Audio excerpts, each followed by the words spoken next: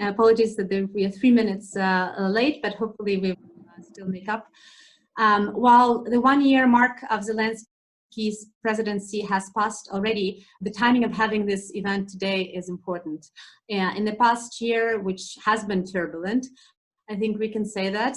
Here in Brussels, we have watched closely first what came to be referred to as the turbo regime of adopting laws with lightning speed in the parliament, to then quite abrupt firing of the first government and the subsequent changes, including signs that there may be a rollback of some reforms, which is quite worrisome. Tensions have been flaring up, particularly linked to rule of law reforms. COVID-19 has further exacerbated the political and economic situation. And it is important to also stress that the war in Ukraine is still ongoing with continuing casualties in the East, which of course further drains country's ability to remain resilient to other challenges.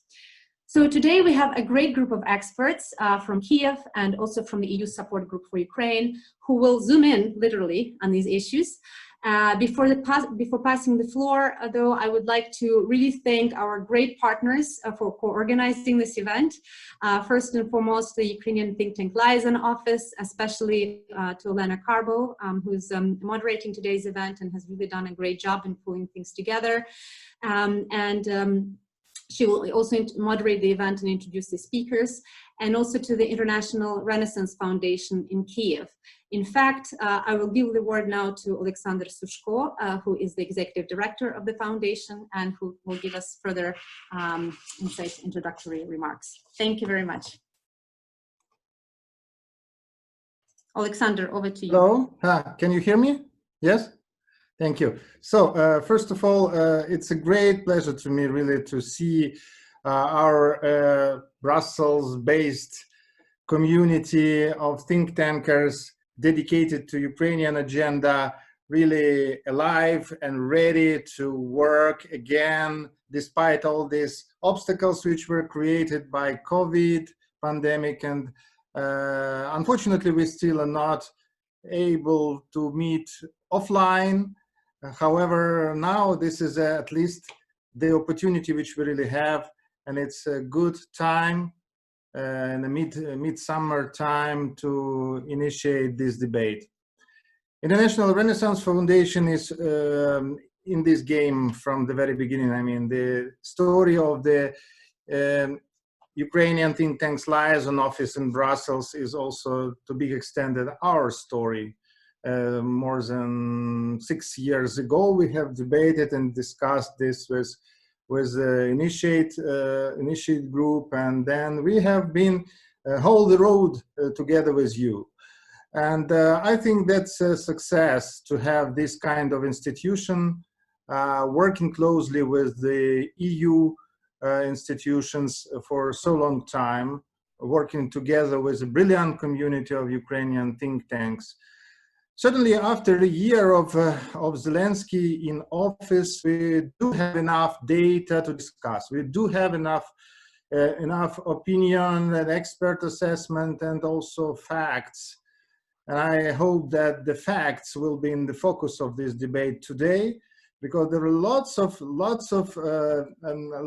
opinions, lots of various points of view, and certainly there is a lack of balanced and well-structured analysis of where we are, what kind of expectations we had, how much they were fulfilled within this first year of Zelensky, what has been achieved, what can we realistically may expect to be achieved in the foreseeable future. And so this is a think tank's job, I think. So this is a good moment, and I welcome everybody who joined this meeting today.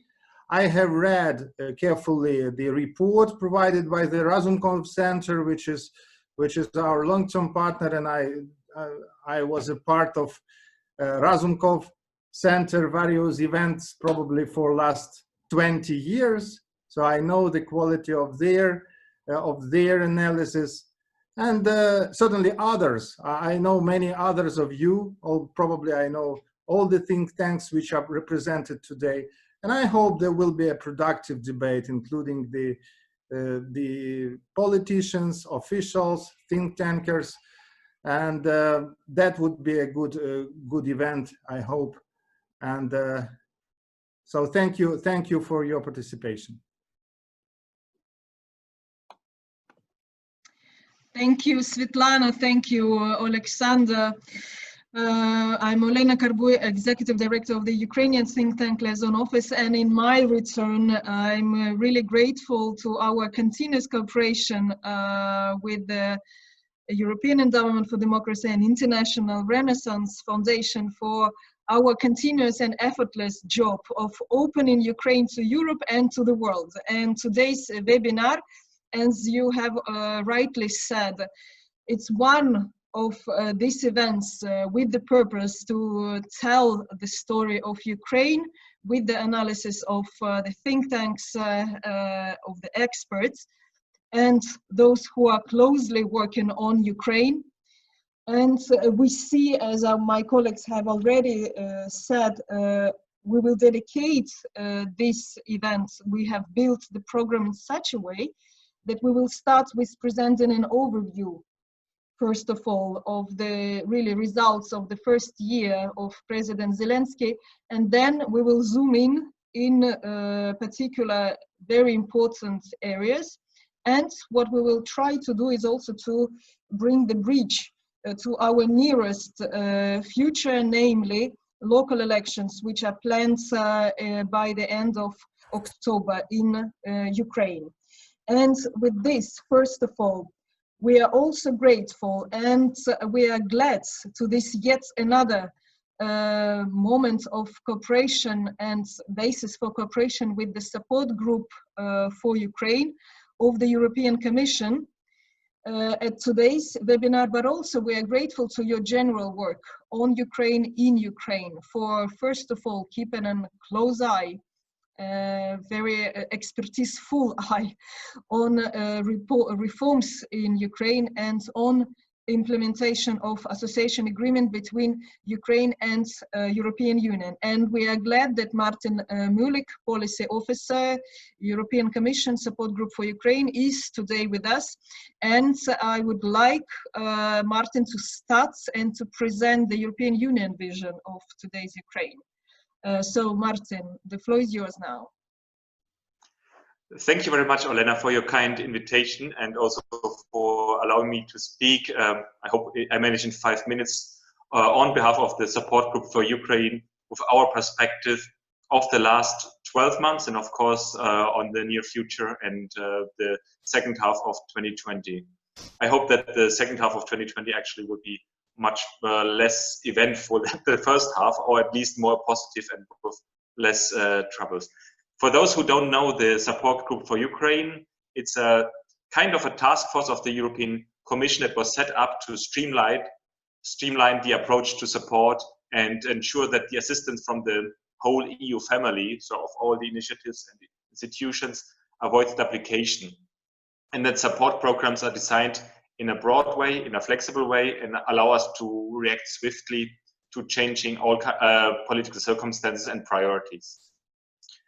I will give a little bit of an overview of how we have seen the last year and also focus a little bit on topics, policy areas, and where we see maybe important decisions were made and important policies were implemented.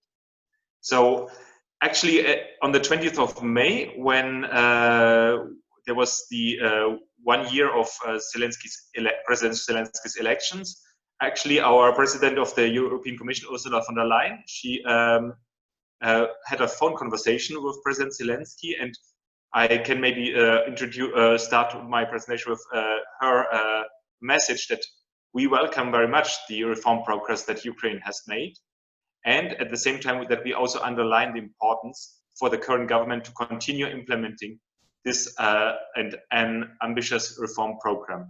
Also even in the light of the Covid-19 pandemic.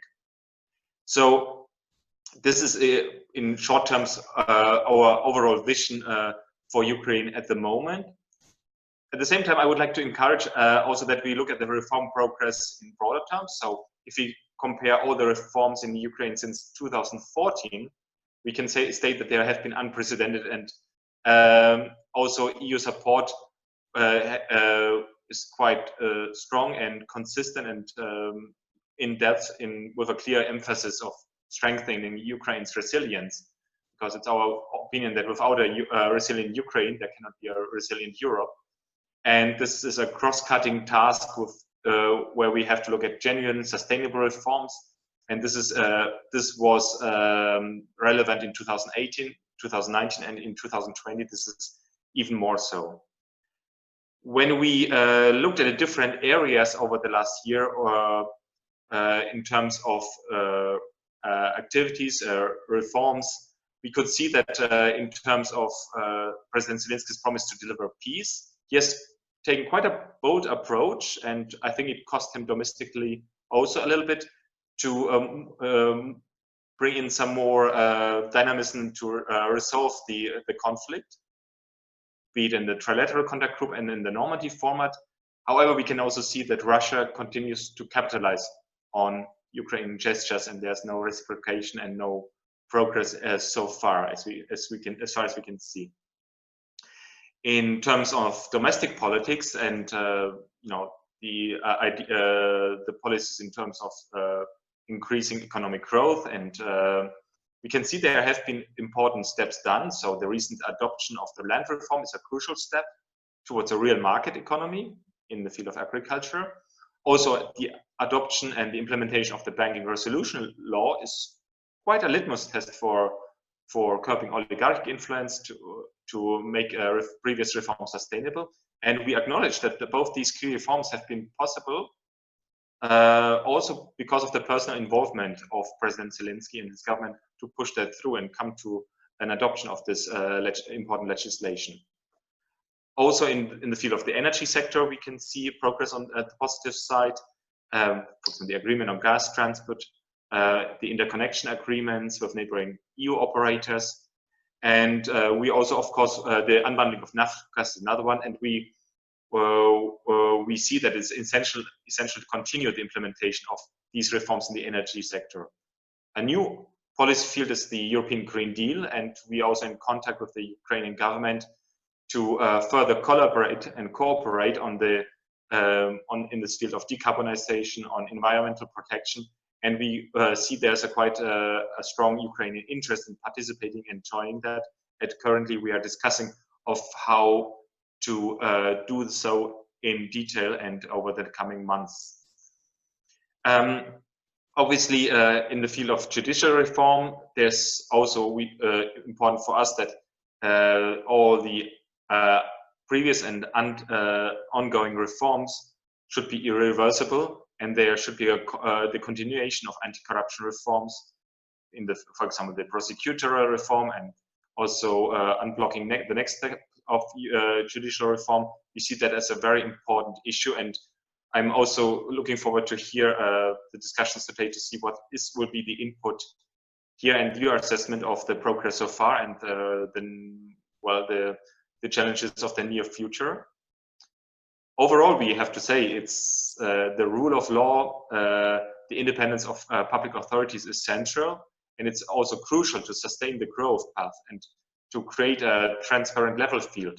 And also, on economic terms, it is also in the interest of Ukraine to do so, because in this way you attract business and create an investment climate that is to the benefits of the citizens in Ukraine, and also of competitive business in Ukraine. Coming now maybe to COVID-19. Here we see that COVID-19 is also a test on the health sector in Ukraine and how health reforms are implemented. And we can see that the continuation of health reforms is a top priority. And this reform demands adjustments because of the pandemic, but we also see that core principles should stay, and the rollout of the reform should be proceeded. So this is in terms of the National Health Service, the procurement agency, and we think that should be further reinforced. While at the same time, I know that could be challenging. that the efforts to fight COVID-19, and we have seen a spike only in the last 2-3 weeks of new infections, is also, of course, a priority for the government. From the European side, we have this kind of response concept of Team Europe, and in this Team Europe approach, we also in March, April quickly mobilized a package of 190 million euros to support the health sector in Ukraine and the emergency needs, also address the economic and social consequences of the pandemic, and also support the vulnerable groups. This comes on top of an emergency microfinancial assistance program and with 1.2 billion for Ukraine. And now the priority for us is to see and identify the places where our help can be most effective, most useful, and can reach the people in need, the vulnerable groups, as well as possible and as quickly as possible. I know that I'm probably talking more than I should, or more longly than I should, but I would like to raise also a final point, and this is it is to highlight also the key role of civil society and independent media in this times of crisis, be it in COVID-19 and also in terms of disinformation that has been shared there. And irrespective of the individuals governing a democratic country, we really strongly believe that it's actually in their own interest to have to face and to respond to a critical public of citizens and experts, not only by conducting surveys, but also through in-depth explanation of policies, consultation, and dialogue. And this can be done, for example, through our meetings that we have now online, but also of course, through independent media. And this applies not only to the capital, to Kiev, or the biggest city, but this applies also to local and regional governments. And this is also why we are particularly interested to hear today in the discussions, but also in other fora, how this year's local elections in October will play out, how the election law and the decentralization reform play a role to contribute to also democracy and civil society involvement, creating of civil space in not only in the big cities and capitals of Ukraine, but also in the regions, in the villages, towns, rayons, and hromadas. So I'm very much looking forward to today's presentation, discussions, and I personally hope to gain very valuable insights from our meeting today. Thanks a lot. Thank you, Mr. Mühleck. This is indeed helpful, your insights, helpful for understanding of where and how the country should move forward in order to keep reform and Europeanization path. And to all of you, those who join us, I'm glad also to inform that Mr. Mühleck will stay with us until Q&A session and will be open for your comments and questions. And by the way, not to go too far from some technicalists, let me introduce to some recommendations for the path of our today's discussion, so that we hold our webinar smooth, effective, and interesting to all of us. So since we started with the Q&A, and I see already that we already have the questions, and what is surprisingly and very good, in the right place, we ask you to prepare your questions and put them in the Q&A window, so that we will be able to collect them properly and then ask. We will ask the questions when all interventions will be done, and we also ask you to put your name, full name, so that we know how to present you. The second important issue, as you already have seen, we have simultaneous interpretation today. Those of you who want to keep following the discussion in English, please go only in English channel. Those who want to follow in Ukrainian, please switch on into French channel, because Zoom does not yet allow to choose a Ukrainian channel.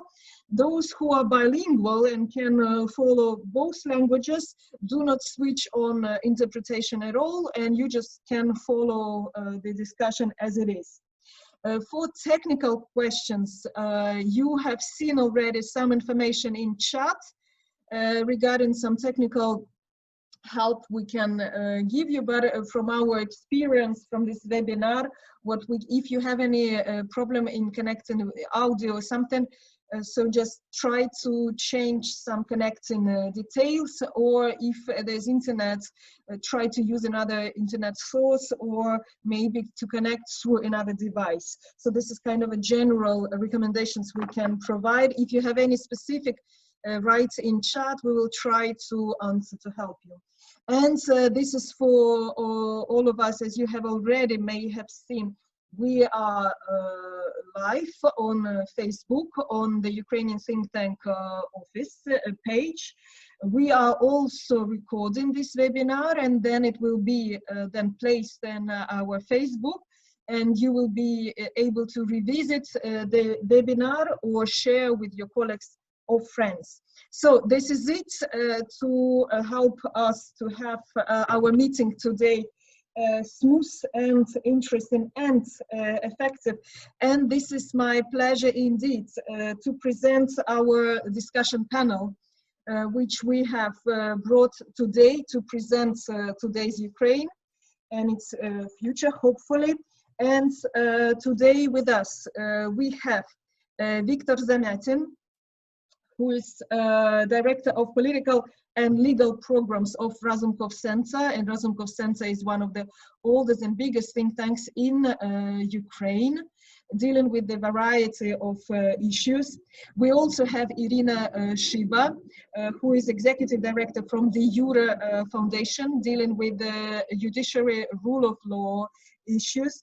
Veronika Movchen, Academic Director from Institute for Economic Research and Policy Consulting. Again, one of the oldest and biggest think tanks dealing with economic issues, micro and micro level, right, Veronika, I hope? Yes. And then we also have, yes.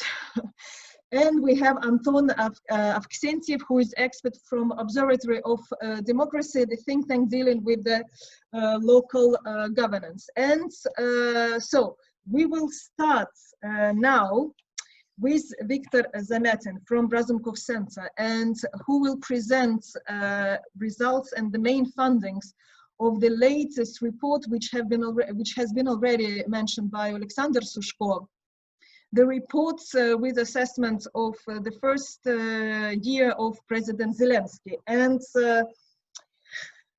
Viktor, please correct me if I'm wrong, or give some light in the end of the tunnel. When I was reading reports and the summary in English, which is now also available in English, such phrases as not fulfilled, low level of competency, lack of conceptual approach, lack of efficiency, or controversial character of undertaken measures.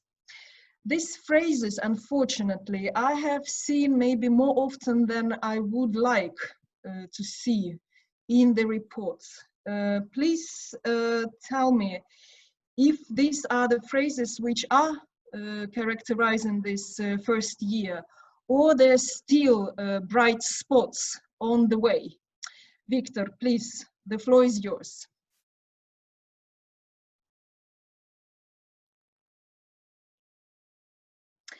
As always, so this is a normal, people forget to unmute themselves, and I ask Viktor to unmute himself.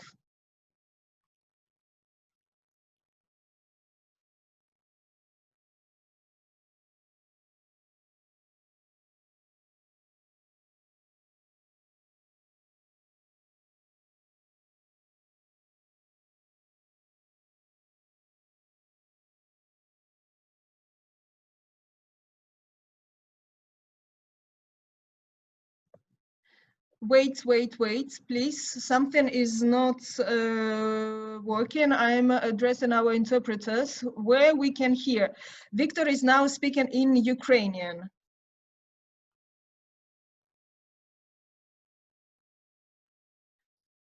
So I don't hear him when I'm off interpretation. Is it maybe there's no sound from Viktor, right? Just a second. So as always, right? Everything works on the technical checkup, and then that's unavoidable things.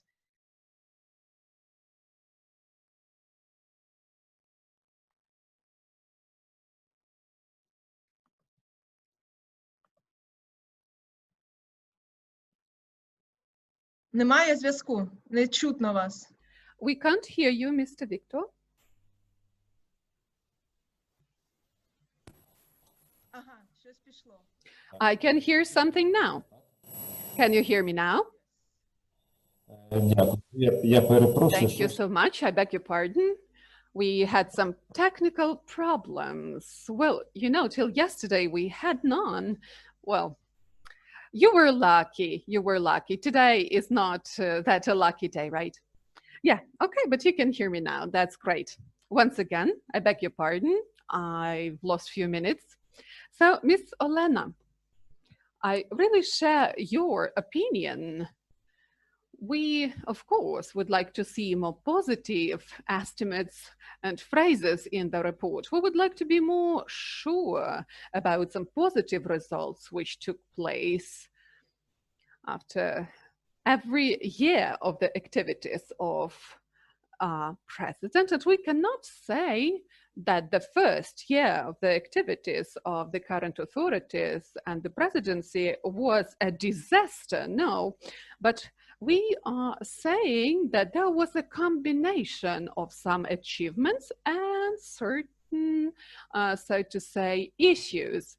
So, if to generalize it all and give you a consolidated opinion, and actually it pertains to every sphere of the state politics. On one hand, the new authorities headed by Volodymyr Zelensky the previous year had an unprecedented credit of trust from our Ukrainian society. And 1 year after that, both Volodymyr Zelensky and the Servant of the People Party remain the leader of public opinion. Well, though the level of support in the society went down, but it was well expected.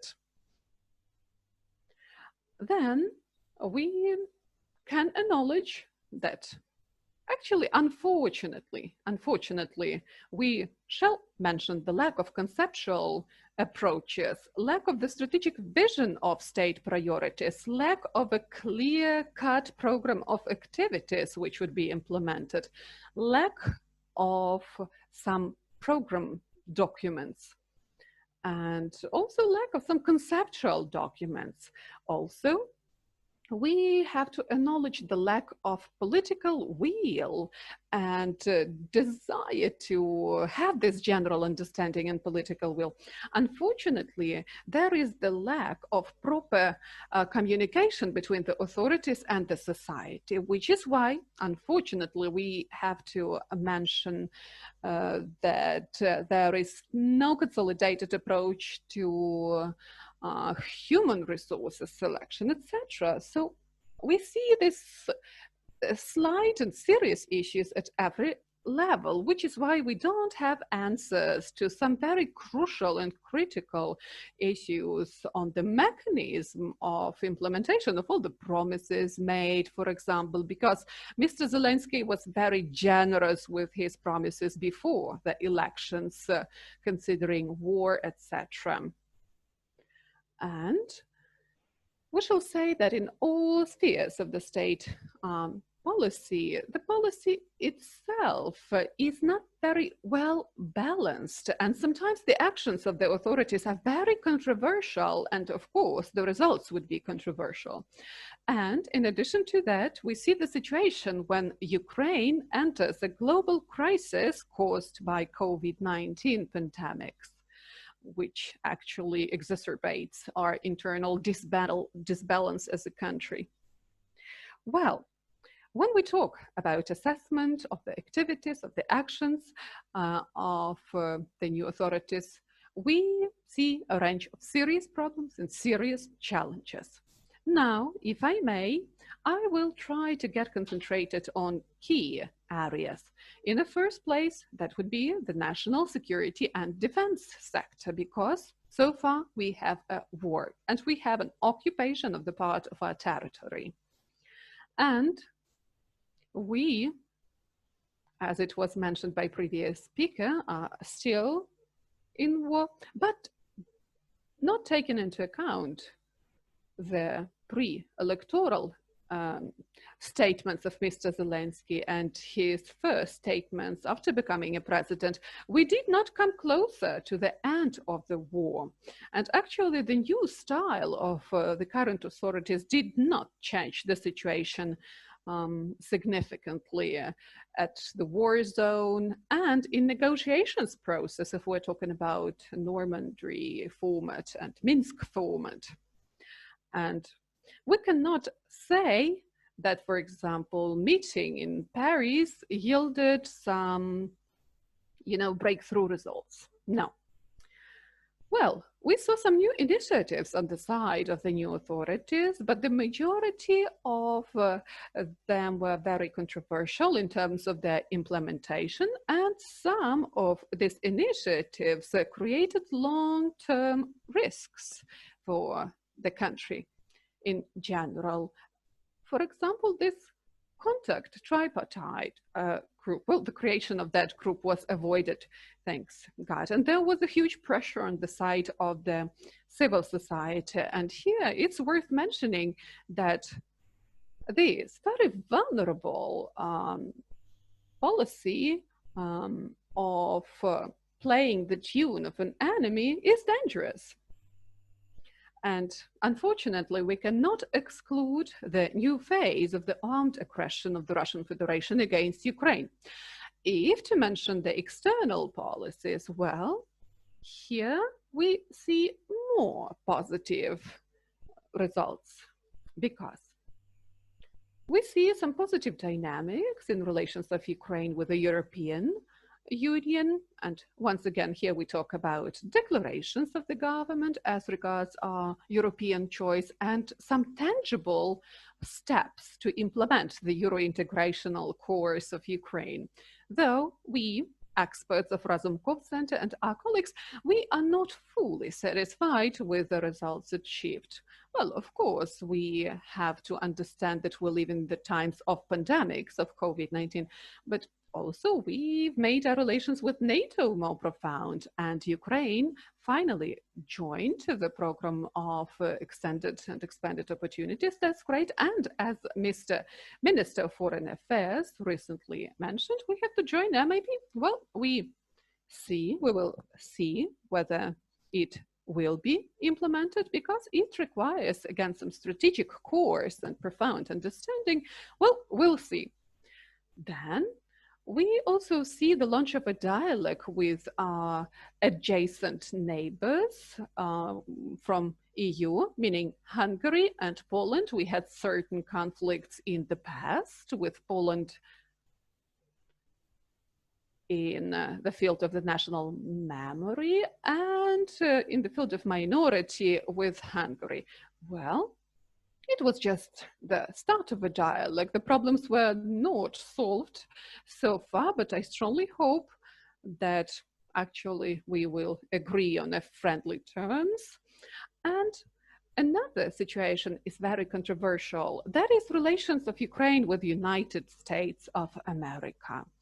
Well, till this time, Ukrainian authorities have managed to avoid interference with the elections in United States, but actually we see some negative trends right now, and I strongly hope that we will not continue with these negative tendencies in this area. Thinking about internal and legal policies, we were mentioning already that the key person in the country would be still the president of Ukraine, and we may say that as a result of certain processes of this year of the presidency of Zelensky, well, the authorities were actually in his hands and hands of his political party. And actually, it gives huge opportunities to a person. Well, of course, provided the conditions we have a clear-cut strategic course and some, keynote documents, which were mentioned already. But again, as far as we don't have this strategic vision, we cannot say that this range of mottos we've heard from Mr. Zelensky turned into some state policies and that they've been implemented. No, unfortunately, we saw the creation of unnecessary conflicts with the representatives of small and medium business and social groups, NGOs, volunteers, veterans.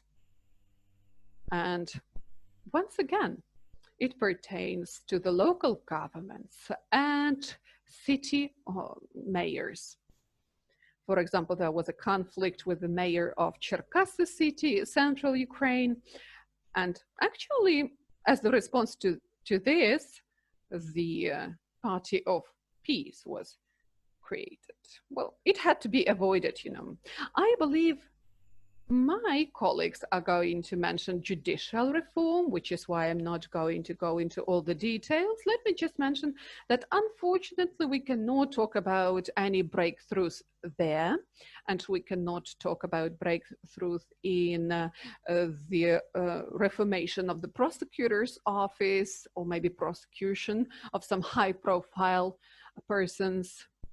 On the other hand, we may say about some dangerous tendencies we see. For example, politically motivated justice and the use of old and new law enforcement agencies for pressure on some political opponents and some other people. And we strongly hope that, again, they will think hard before doing something like that. But on the other hand, we need support of the civil society, and we need coordinated interaction between the civil society and our foreign partners, our internal partners as well. So we have to work hard on that. Speaking about some positive progresses achieved, well, in the first place, we can mention some steps in countering corruption and the approval of the electoral code. Though in the form it was approved, I believe we are going to have some problems with its being implemented. And it's obvious that that very document requires certain updates and modernization. Once again, speaking about economic policies, I strongly hope that my colleague here, Veronica, will go into more details in a more professional way that I can do that. But I may just tell you one thing. The problems I've touched upon at the very beginning of my speech, they pertain to the economic policy of the country in general. And let's not forget that within this time, the government was changed twice, and it does not add to institutional memory, to stability, and it does not give us the feeling of sustainability, you know.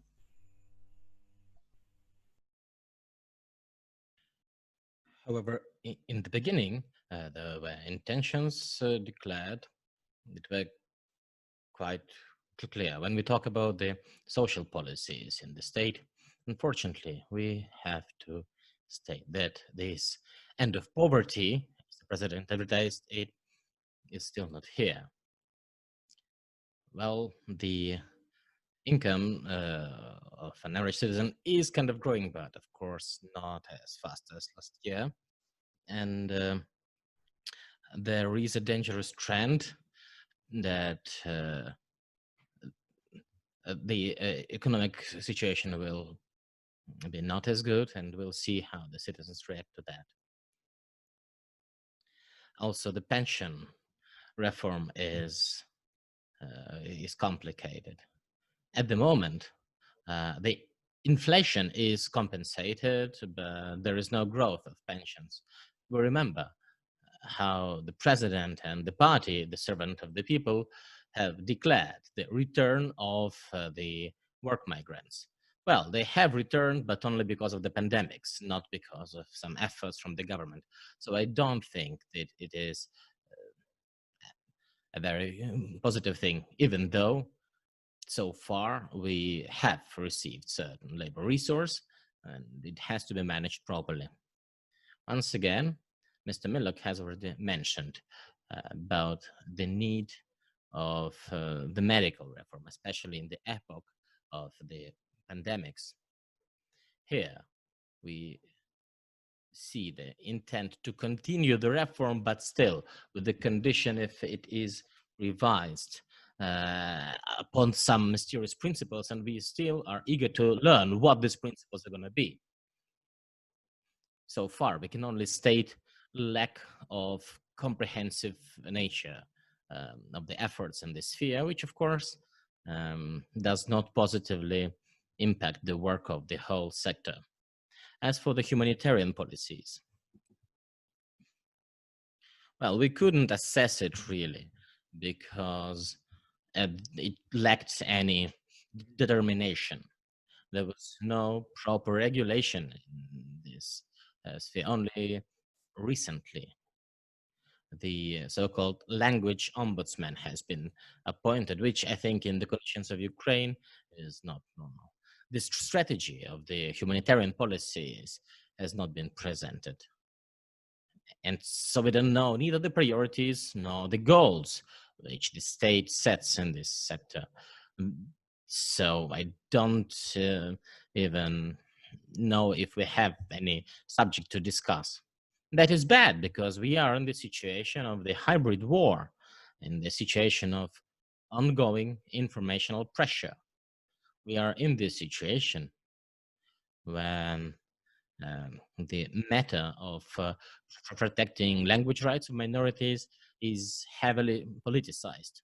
So the state must respond to these risks. In conclusion, I would like to state that citizens, before the beginning of this year, were unexpectedly highly praising the government. However, now, as shown by our public opinion surveys, the support has gone back to usual indicators. Besides public opinion surveys, we also had expert surveys. The experts, just the citizens, think that the president and his team have not fulfilled what they promised, and they're quite skeptical regarding the possibility of fulfilling those in the nearest future. At the same time, the president still is the only politician who has a high level of support from the population. All other politicians and all other state institutions have essentially negative balance of trust in the society, which is not a positive trend. So thank you for your attention. I would be happy to answer your questions.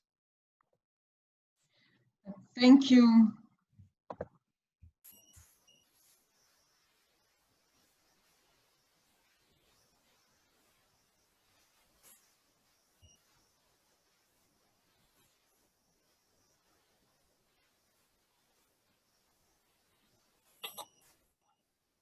I will give the floor to Iryna.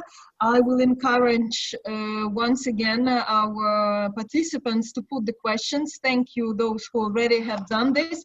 Please don't be shy and ask your questions and comments in the Q&A window. And by the way, I'm very glad to see many familiar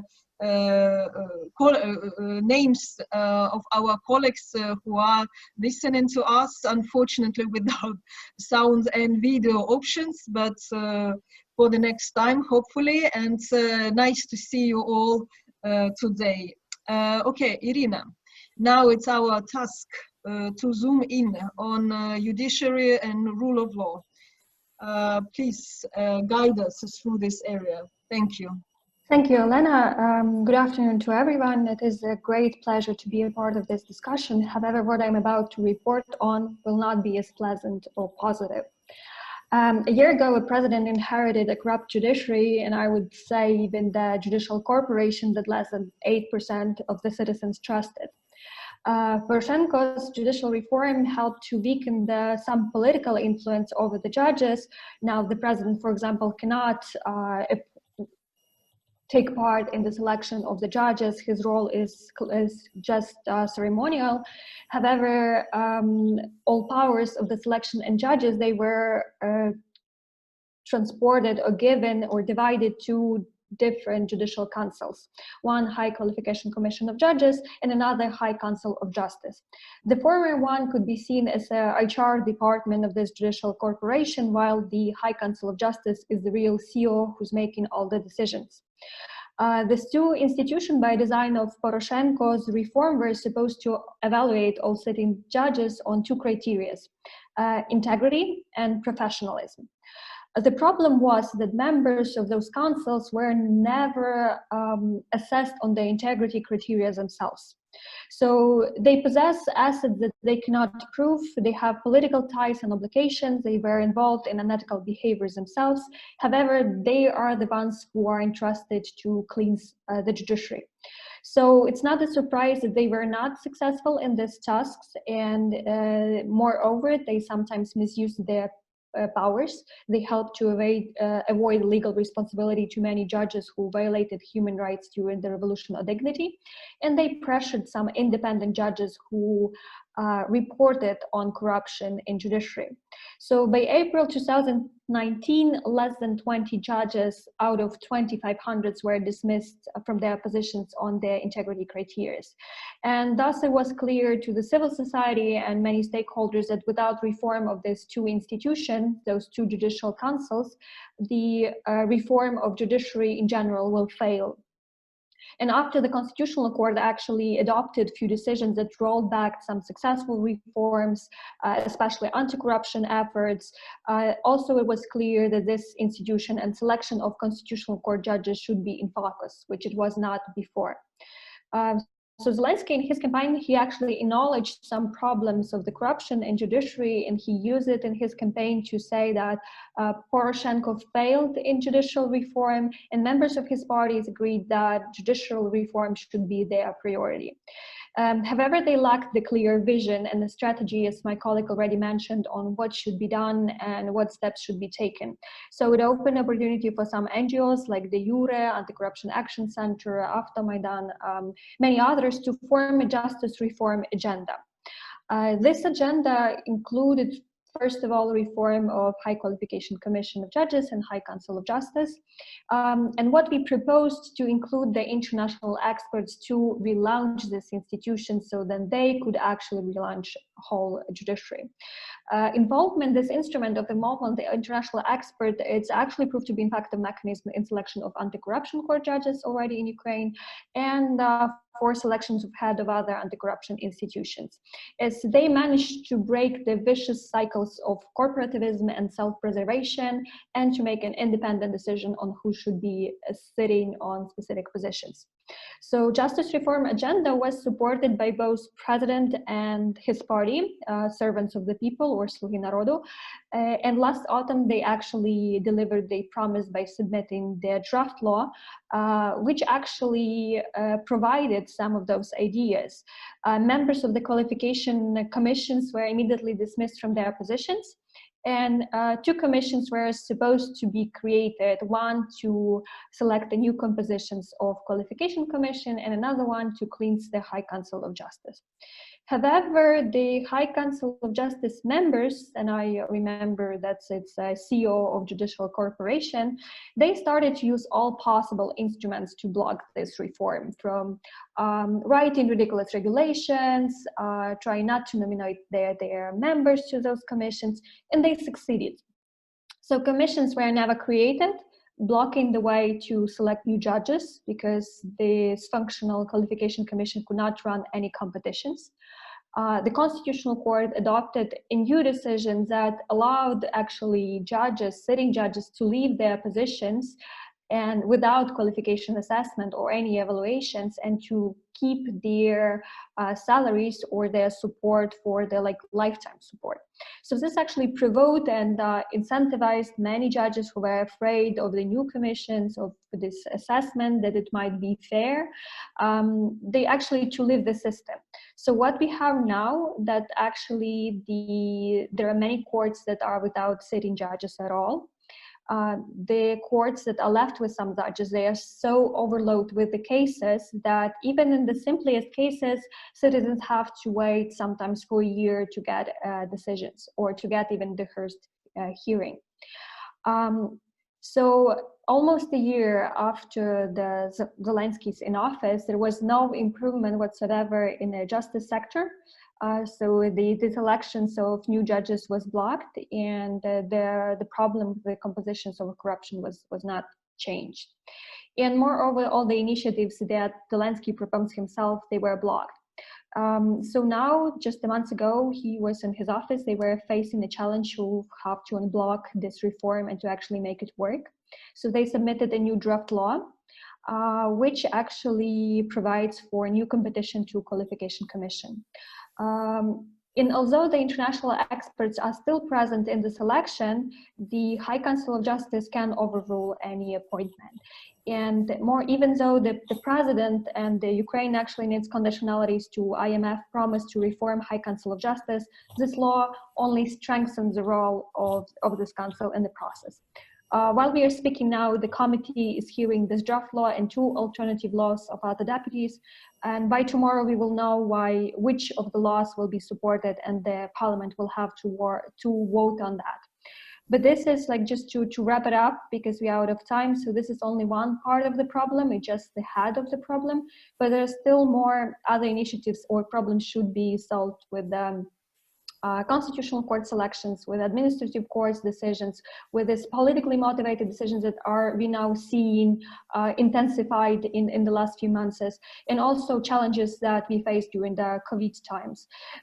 So Mikhail Saakashvili, who's the national head of Council of Reforms of the Office of the Simple Decisions, he promised yesterday that by the end of the week, he will present a more radical reform of judiciary that will be not a half measure, but a full measure, as he said, and that it would cover more issues than this presidential draft laws that we see now.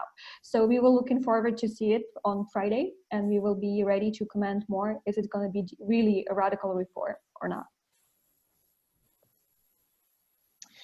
Thank you, Iryna. Thank you for presenting this, and also the more I listen, not only our webinar, but also this intensity of activities, of decisions which are going on in Ukraine and are taking place in Ukraine. It's always make me think that this type of discussions which we have now, they are critical, they are important, because we need to keep an eye on the pulse of the country. So thank you for this. And we move to Veronika Movchan for socioeconomic situation of Ukraine as of now, impact of COVID, and what do you see, what do you forecast for the future? Veronika, floor is yours now. And Veronika will have presentation. And I'm trying to show the presentation. Yes, I'm very grateful first for the invitation to speak here and to discuss the situation in Ukraine, and I'm very grateful for all previous speakers because they actually prepared the stage, and I fully share their concerns, and I'm really sorry that I cannot be more optimistic. In the economy, we have also a very mixed picture. Basically, first we start with COVID, because the global wording for the current economic year is actually uncertainty. Uncertainty regarding how the pandemic will evolve, how the governments will respond, how the economic agents will respond, and so what will be the end. The COVID-19 for Ukraine, as for all other countries, has two dimensions. First, it's an impact of lockdowns, because we all try to protect our citizens, closing economic activity. Now Ukraine switched from the full lockdown to adaptive lockdown, but still we have these measures because we still have a lot of infections. Plus it's external shocks, that is reduce of demand because other countries are also in crisis, the whole world is in crisis. Plus because of these pandemic measures, we have a lot of broken supply links. People returned, as was mentioned, migrants returned, that they are striking back to return back to where they worked. Plus we have a lot of second round effects, that is consumption, investment, policy responses, or the absence of policy responses. All of that creates a lot of uncertainty. Basically, if we look at the forecast, the only message that we have is that this year will be definitely worse. Last year, the GDP was 3% growth. We expected, last year was 3.4, something like that. We expected at least 3% this year. Now, this is the forecast that our institute did with the German economic team Ukraine. We did a scenario forecast depending on the depth of and duration of lockdown measures and the depth and duration of the external crisis. We got 3 scenarios. The most optimistic one is about 6% decline. The worst case is 11%. IMF now forecasts 8%. World Bank is very optimistic about -4%. But basically, we all expect a deep recession in 2020. The only difference is how we will go out of the recession.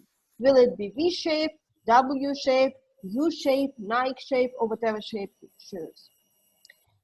Largely, these definitely the part of this way out will depend on the COVID and the speed with which the scientists of the world will be able to find a way to treat it and also find a way to get the immunity, so vaccines. But also we have the issue of policies, and here I'm coming to the same stories that we have already choose, because this global uncertainty and uncertainty generated by the pandemic will be either mitigated or reinforced by the political situation and economic policy, and not only economic policy in the country. Because Iryna's description of the judicial reform is like the very bad news for investment climate. Without proper protection of property rights, it's very hard to expect that not only foreign but also domestic investors will invest, unless they have a very tight links with the politics and the judges, but then they don't call them investors, they call them oligarchs. What was done? I'm fully echoing what was already said by Martin, and I fully share his list of achievements of the previous year of economic policies, including this gas transit deal and unbundling of Naftogaz. There is a land reform and abolishment of moratorium. It's still to come into force. We adopted it, we praise it, but we will say yes, actually in a year, then it will start working. Before that, yeah, we had a moratorium that was temporary. It lasted almost 20 years, so let's wait. But so far, so good. We have some very important breakthrough in association agreement, DCFTA legal harmonization, especially in the December 2019. Then we had so-called turbo regime. Then a lot of previously prepared and discussed legal acts were adopted, including on TBT and technical regulations, on customs, on financial markets. That all was good, and the government had a very ambitious program. But since then, we had very big changes. Some of them actually started even then. I have been very much concerned with the reversal of public service reform, with the much easier way to change public servants including the decision that were adopted in a COVID time that it can be, for top officials, it can be almost immediate, like we see in the changes of customs service head, tax service head, and many others. We have the problems in healthcare reform already. This big challenges regarding the public procurement reform that was praised one of the most successful. We return to the discussion of localization, but probably the most recent part of the public procurement, but for public procurement we have these discussions in different forms for years. We got an absolutely unexpected attack on the independence of the National Bank. The head of the National Bank resigned, stating political pressures. And that has already had a very negative consequences for our relations with our donors, with external creditors. The placement of Ukrainian bonds was called back. IMF is looking for the new head and the confirmation that our policy will stay. And we regretfully have a very strange messages from our top officials, including the president himself, saying that Ukrainian inflation is too low, the currency stability is not on the desired exchange rate risk. Just these talks can generate inflation spiral and depreciation of national currency. If Ukraine decides to solve its fiscal problems with just printing money, we might get lost a lot of what we achieved over the years of difficult, slow reforms. Basically, Ukraine has learned to use in the high inflationary time. If inflation starts, we will get overshooting at least. Then the real income will not just not grow, the real income might go down very deeply. We can forget about investments before we have a clear situation. And basically, we might also forget about cooperation with IMF before we decide that we want to be on track again. And currently, the world is in crisis. I would not say that the message that Ukraine just abruptly changed its policy will be welcomed by our potential partners, and that the country will have an easy time to find some like business donors, somebody who would not press on reforms and just keep money. So, but we'll see. Maybe we will have something better. Maybe the new head of the NBU promised to be presented this week will be just a continuation, will continue the policy of Mr. Smolny, but then it's not clear why did we have this, or what it was. But on the other hand, the positive thing that there are some things are changing. I just learned that customs reforms are moving forward. There are some ideas, the implementation of the law. So the situation is moving forward. But some of the key messages now are very disturbing, and I really hope that in a month or in September, when we will meet again, then I think we will need to meet again.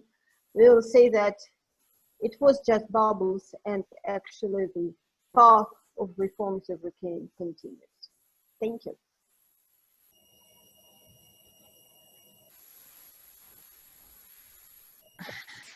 Thank you, Veronica, and I really appreciate your, how to say, diplomacy efforts, especially for you, specialists in economic developments. For us who are not specialists, the recent developments are quite alarming, and I'm thankful for your kind of presenting the recent developments, but also keeping keep on giving us hope that it may revert into more positive trends. Let's hope on this. And now we will turn to Anton. And as we discussed previously, Anton, so please guide us into the nearest future, namely the local elections. Where the country is in terms of electoral process, in terms of political forces, and what can we all expect from this autumn fall, and whether at all it will happen with the COVID-19. So as I understand, Anton will speak in Ukrainian, so those of you who follow in English or in Ukrainian, please make your choice in interpretation channels. Anton, the floor is yours.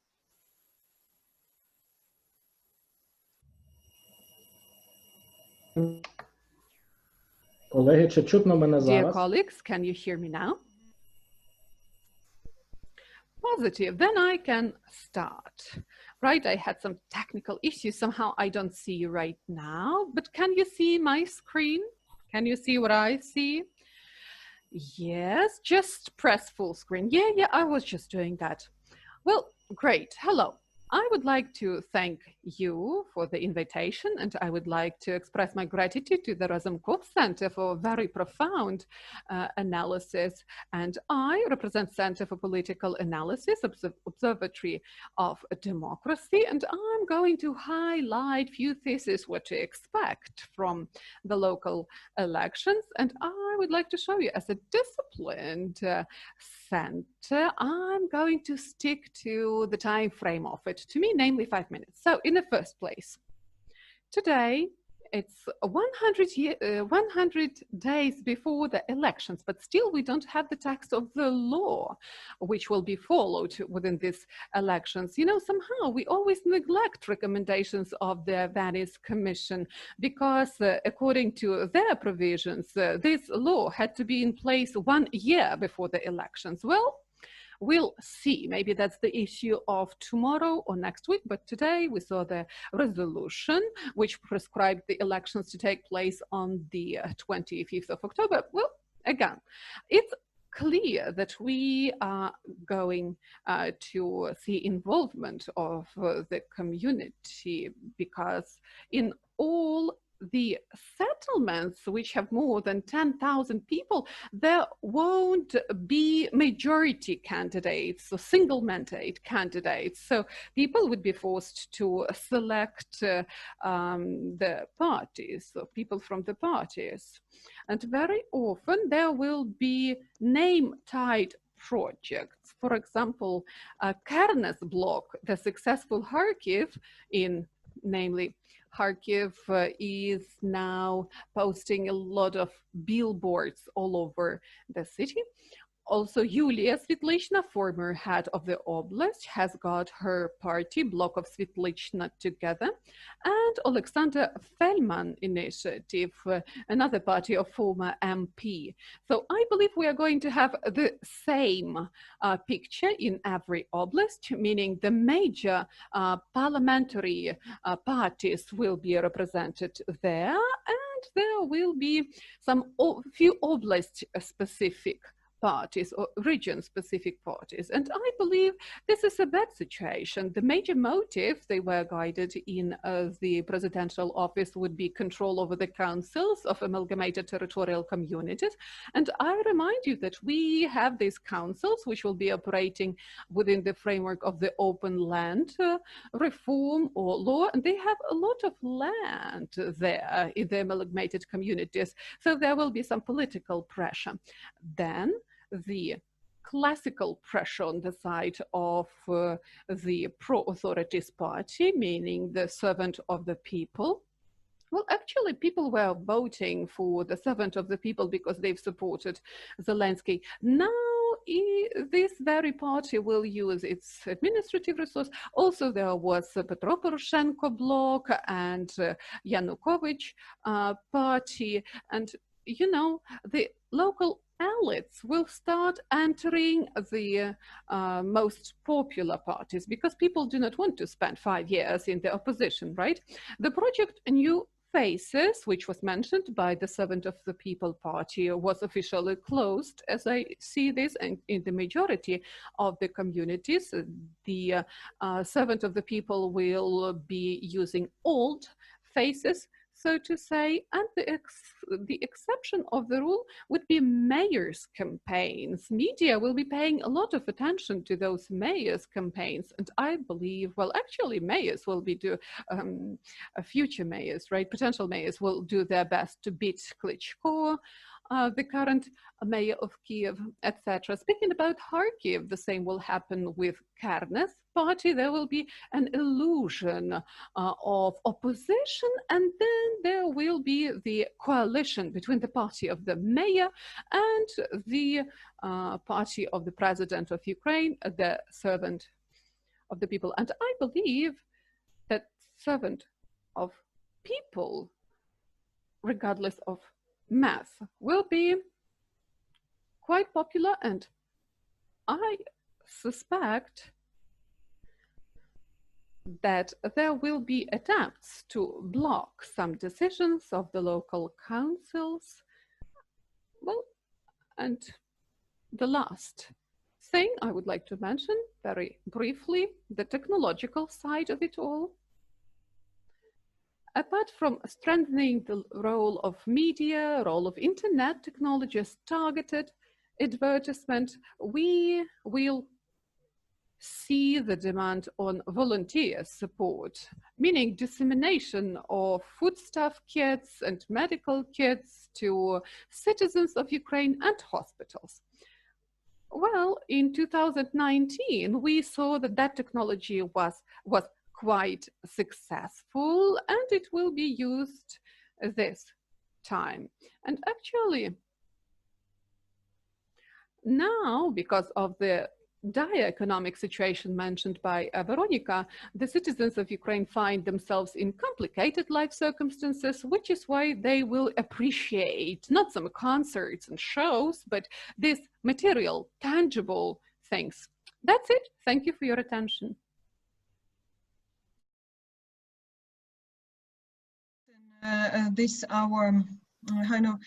The vision of what to expect in the local elections, and also a special thank you from me as a moderator for keeping a discipline in keeping timing. So, and these efforts also gave us time for now to engage with the audience.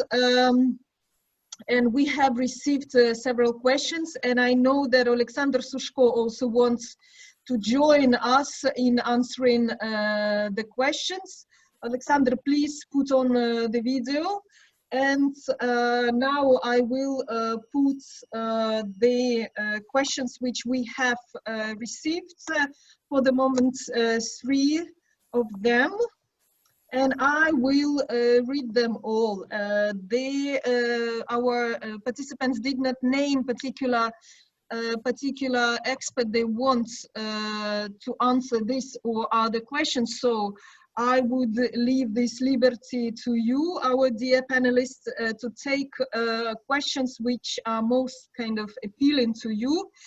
We are not obliged all to answer each and particular question, maybe to add some details if your colleague did not answer fully to your mind.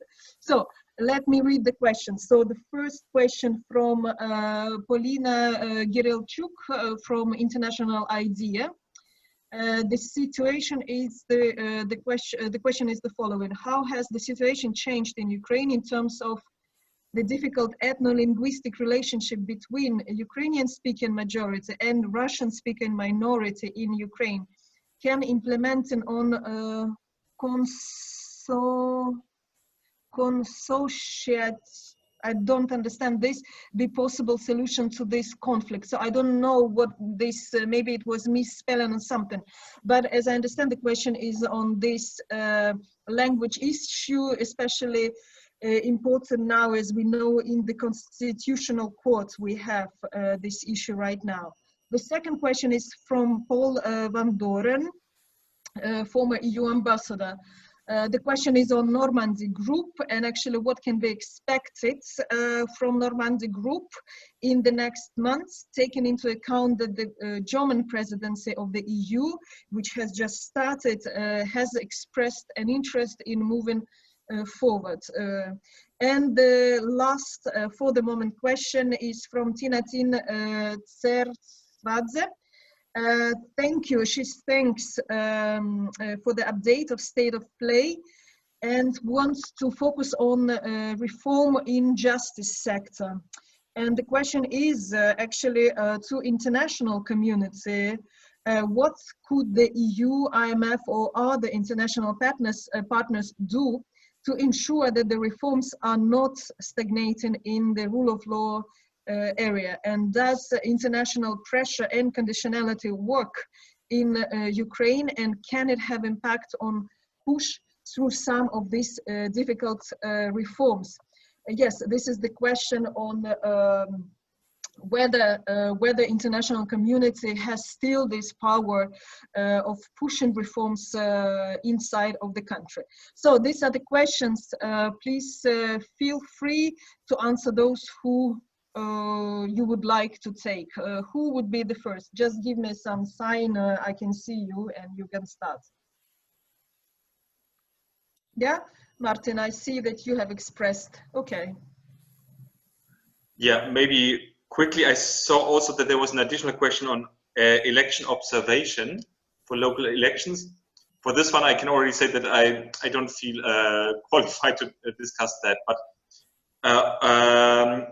in terms of the reform of the justice sector and the possible influence of the international community, I have to state that we are, I think, doing progress. We can see that we have very regular conversations with the involved partners in the Ukrainian government.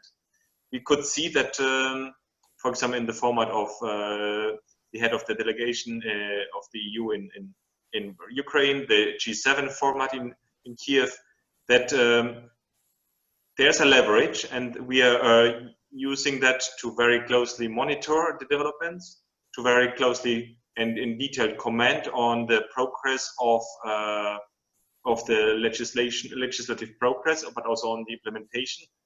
And we feel that we are getting that we are being listened to. So this is a leverage that is, I think, a dialogue that is ongoing, and I think it enabled us to make sure that the values and principles are being listened to. But it is an ongoing process, and it is a process that needs to be reinforced at times, and it has an effect that we can see. At the same time, for example, only yesterday there was a statement of the IMF in terms of the independence of NBU. And I for those statements and announcements and reactions, I also see in past times that the Ukrainian government is listening closely, and probably we will not be successful with all kind of comments and suggestions that we have, but I feel that this is a process that has been working, and so far this is ongoing. But of course, with the support as international partners alone, we cannot do everything. So if we are the only voice asking for changes, of course, this is not the best position that we think. If that voices are coming from the country, not only from opposition parties, but from civil society, of course, this is much more powerful and impactful here. That I think is the main remark I wanted to give here on that question. Thank you, Martin. Oleksandr, am I right that you would like to tackle this question as well, or you were referring to this question or to some other question? Olena, I have just was reading these questions without direct intention to interfere the debate. But as far as you already motivated me to join, I may just add, because I'm thinking a lot about the issue of the leverage and the conditionality, and this is an issue which we constantly discuss with our partners in international community, but also with the civil society. Here I would like to just to reinforce the argument just said by my colleague a minute ago, that the input of civil society is crucial one, because otherwise it seems to be just external pressure. And external pressure certainly works in some issues, especially when the government is dependent on certain decisions by the international institutions, the foreign governments. But in the end, overall, this situation is not healthy. If the only motor or the only driver of this decision is international institution, finally it works bad, because it creates a feeling of the crucial dependence and the total dependence of the country on the external actors, which again reinforces those in the country who actively work for some sort of isolationist agenda, who says that we are against of this external governance, and this is not our interest to implement. This is the only who needs this is external actor, and nobody in Ukraine wants it. So this is a big threat if we have this conditionality only pronounced by the international actors without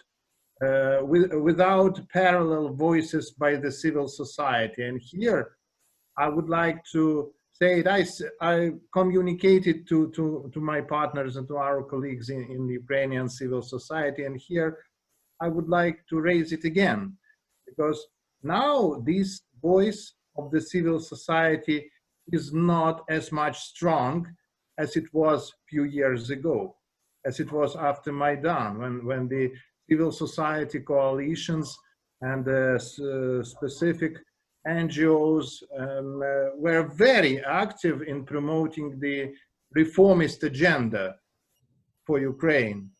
And at that period of time, we have even used this kind of term, the sandwich effect. You remember this terminology, very popular 5 years ago. Sandwich effect, which means that the government is under pressure from both sides, from the international community and from the domestic civil society, and that works well. While now this is more sporadic, I would say. So this still a fact, but not so strong. I understand the reasons why it happens, and there is more debate, the less consolidation in the civil society, more debates, more disagreements. But finally, there is a need for joint action. Otherwise, it will be more and more perceived in Ukraine as the external governance only, external influence, which is certainly undermines the credibility of this kind of policy. So this is my comment. Thank you. Thank you, Oleksandr. I know Veronica, yes, Veronica wants to add on this issue, and then I see Anton. Veronica. Yeah, thank you. Basically, I want to confirm that what Oleksandr is saying, my thoughts are going in the same direction, that the international donors, they are playing very important roles sometimes to make a final push for reform. But if this reform is not genuine for the broader based society, it will be rolled back as soon as the opportunity allows. And it might take a long time before we get not only the support of civil society, which is still one of the most dynamic parts of the society, but also other stakeholders, business, at least a part of the business, the support of maybe of local elites, etc., etc. Then we will get that. Very good example is public procurement reform. We had this story a couple of years ago that the law called Buy Ukrainian was promoted. And then finally we got the opposition to these ideas, not only from the civil society or experts, we got it from very, very broad base, including a lot of business associations, a lot of governmental officials saying that do not touch that, it works. Before we had 10 years of pressure for public procurement reform with very efficient rollback. So the role of donors is extremely important, but before the society, broad society supports it, we will have like returning points. How to ensure that? Maybe if donors pay attention to the reform long enough that they start bringing fruits, and then the society will be ready to defend it. It's an opportunity. That's all. Thank you, colleagues, for tackling this issue of democracy promotion and imperative power of international community. In a way, it's sad that we're coming back to these issues which we thought have been handled, but maybe it's time to reopen the page and maybe to find new mechanisms of securing reforms. Maybe this sandwich two mechanism we need to reinvent again. And now Anton wants to speak, and I hope, Anton, that you will also handle this question which arrived in later, that it's on how COVID-19 will impact this local and international election observation during the local elections. So I hope you will handle this question also, Anton.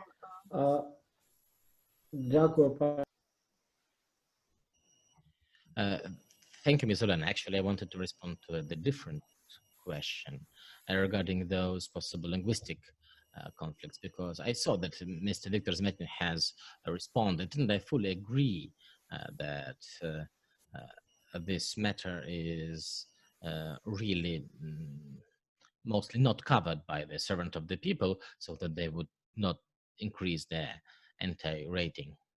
And I just wanted to mention that our center is located in Kharkiv, which is the Russian language city. So if someone ever wants to provoke such a conflict, then it might happen in a large city like Odessa or Kharkiv. If we look at the sociological data regarding current issues, which are an issue for the citizens, for the voters, I can say that even in the Russian-speaking Kharkiv, the matter of protecting Russian language is not even in top 10 for the citizens. The citizens mostly worry because of the economic decline or COVID. All that is more important than the matter of languages, which was the topic for the politicians for over 20 years. The voters essentially are bored of that. At the same time, this matter has always been artificially promoted before the elections. And I see certain signals that this is going to happen again in Kharkiv. We even have a sort of competition between the opposition platform party, which is a kind of reincarnation of the party of the regions. And of course, this is the typical political technology. But there's also the Kernes bloc, who didn't find agreement with the oppositional platform, and he is running on his own. But he also is kind of pro-Russian, and Russian language is kind of his thing. So I expect that there will be some attempts to provoke some conflicts. There might be some protests, but still, both Kernes and the opposition platform are actively raising another divisive matter, the matter of decommunization. They decided to go not into the language issue, but into these decommunization. They compete for the post-Soviet voters. They want to position themselves as protectors of Soviet values. In the city, we have court processes on bringing back Soviet names to certain streets, like Marshal Zhukov name to a certain avenue. So that is going to be a certain political alternative to the language debate. And the language debate will become something really in the background because it has already been used for many, many election campaigns. Thank you, Mr. Anton. Viktor and Iryna. To add like a concluding remark, something important to add to discussion. Olena, thank you. I think it's been a very, very interesting discussion, and I have to thank all my colleagues to have introduced the very good options, the very good words, the very good figures talking about. And to conclude our discussion today, I'd like to say that, of course, it was only the first year of Mr. Zelensky at office, and we still hope that he has everything he needed to improve the situation in general in our country, to probably to impose the new quality of politics, to present the new quality of the state policy, to maybe to present the really new approaches on the policy towards Russia, and so on. So, first, let us hope, but second, let us work, because we have plenty of work. Thank you. Thank you, Olena. I would like to build on what Oleksandr Sushko said about sandwich effect. I truly believe this is something that helped us to push for reforms in the past, where actually both civil society and international partners are calling for the same things and for the same ideas. To make this sandwich more tasty or for the president's office, we would need to add some financial promises or financial support. This worked in the past to establish the anti-corruption court, and now when we see the conditionalities of IMF, which are linked to a clear obligation with the deadlines, it is more persuasive than just a demand or tweet or the post.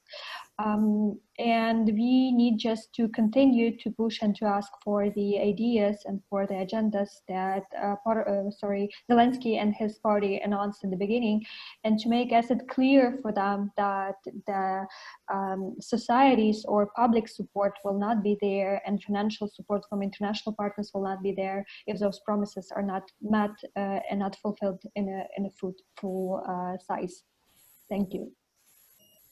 Thank you, colleagues. So this is now, thank you indeed for your insightful interventions today. And I hope audience, yes, ladies, welcome back. Welcome back. So it's time to wrap up, and I would like to thank all the participants, all the panelists to present today's Ukraine, for making us more understanding what is going on and what to expect. I would also like to thank those of our colleagues who were backstage, but were fully engaged in preparation of webinar today. Jana, Victoria, Silvia, Dmitro, thank you very much. Svitlana, you want to add anything before I say final words?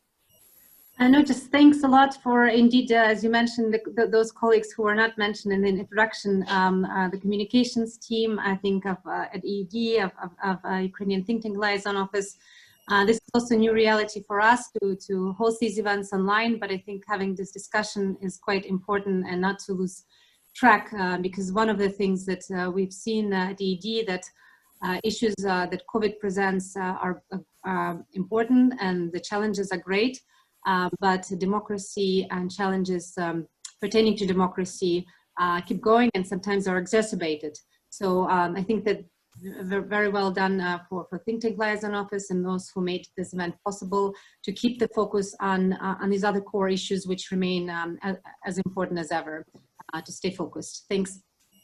Thank you, Svitlana. And I have two messages to leave us all. So first is Ukraine related. Those of you who are already in this democracy promotion and Europeanization promotion in Ukraine, we know all that Ukraine is like a sinusoid. And this or other way, after difficult times, some kind of miracle happens and the situation may turn. So what I can suggest all of us is just three things. Keep an eye, keep calm, and keep moving. This is number one message on Ukraine and those who are fighting for future of Ukraine. And number two, since we are today, it's 15 July, we are in advance of vacation. I wish all of us a good summer, no matter what. Covid-19 probably will not probably, but surely will not allow us to see and visit some exotic places, but maybe it's a very right moment to reconnect with our families, with our closest friends and dearest ones. And I hope and I wish you all very good summer, very good vacation, and see you all. Yes, Veronica, I agree with you. We need to keep moving and keep continuing telling the story of Ukraine. Thank you, everyone, and see you soon.